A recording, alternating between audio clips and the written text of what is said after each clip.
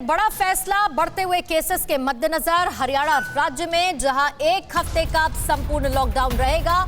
Corona से बिगड़े हुए हालात के बीच में खट्टर सरकार की तरफ से फैसला लिया गया है। 48 घंटे में करीब 27,000 केस सामने आए हैं और 270 मौत हुई है, जिसके बाद ये आंकड़ा अब जा पहुंचा है 5,14,888 का और 4,486 मरीजों की मौत हरियाणा राज्य में हुई है, जिसके बाद बड़ा फैसला लिया गया। अनिल विज ने इसका ऐलान किया कि अब एक हफ्ते का 7 दिन का संपूर्ण लॉकडाउन राज्य में रहेगा।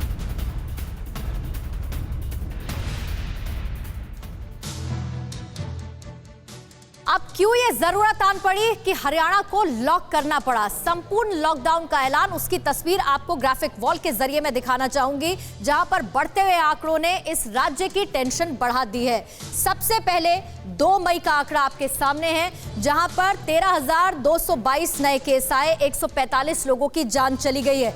1 मई को यह आंकड़ा आया 13,588 केस और 125 लोगों की जान चली गई है। और इसके साथ अब अगली तारीख रही है 30 अप्रैल की, जब 13,833 केस आए और 98 लोगों की मौत हो गई। 29 अप्रैल यानी कि उससे एक दिन पहले 13,947 ये आंकड़ा था, 97 लोगों की जान चली गई थी। और 28 अप्रैल को 12,444, ये बहुत बड़ा आंकड़ा अपने आप में, 95 लोगों की जान चली गई। और ये ग्राफ इसी तरीके से ऊपर बढ़ता रहा और जो लेटेस्ट आंकड़ा 2 मई का था 13,222 का और 145 लोगों की जान चली गई। और ये मौत का आंकड़ा बहुत बड़ा है, जिसके बाद ये फैसला लिया गया कि अब संपूर्ण लॉकडाउन 7 दिन के लिए हरियाणा में रहने वाला है। लेकिन इन आंकड़ों के बीच में हरियाणा की तरफ से क्या नई गाइडलाइंस है, उस पर भी एक नजर डाल लेते हैं। यानी कि उन जरूरी चीजों का जिसको आपको ख्याल रखना होगा, किस चीज की छूट है, क्या बाधित है, वो भी जान लीजिए। इमरजेंसी सेवाएं जैसे कि बिजली, पानी, sanitation, civil defence, police, home guard, ये काम करते रहेंगे इन 7 दिन के पूर्ण लॉकडाउन के पीरियड के दौरान।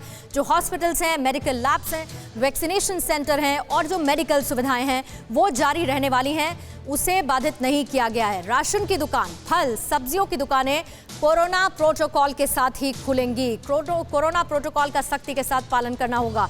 इसके साथ ही जो बैंक्स हैं, एटीएम हैं, वो कोविड नियमों के साथ यानी कि गाइडलाइंस के साथ काम करेंगे। जो प्राइवेट और सरकारी उद्योग हैं वो खुले रहेंगे।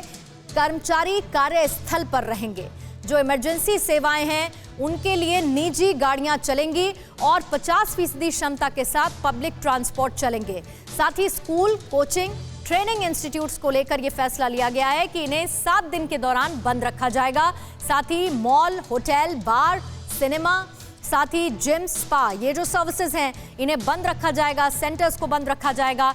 कोई किसी भी तरीके का सामाजिक आयोजन, राजनीतिक आयोजन या फिर मनोरंजन, खेल से जुड़ा आयोजन नहीं होगा। धार्मिक स्थल बंद रहने वाले हैं। शादियों में 30 लोग इंडोर और 50 लोग आउटडोर, इसी की इजाजत दी गई है। और फैसला यह है कि 7 दिन जैसे ही हरियाणा को लॉक करेंगे, पूर्ण लॉकडाउन करेंगे, कोशिश ये होगी कि इस चेन को ब्रेक किया जाए ताकि बढ़ते हुए संक्रमण के आंकड़ों को रोका जाए।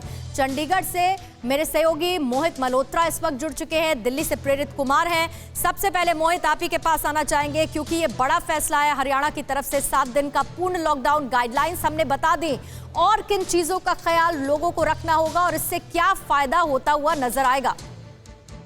देखिए, अगर हम हरियाणा की बात करें तो हरियाणा के जो खासतौर पे दिल्ली से सटे हुए इलाके हैं, जैसे गुड़गांव की बात करें, फरीदाबाद की बात करें, सोनीपत और बहादुरगढ़, ये 4 ऐसे जिले हैं जहां पर ज्यादातर मामले सामने आ रहे हैं। इसी वजह से सख्ती की गई है।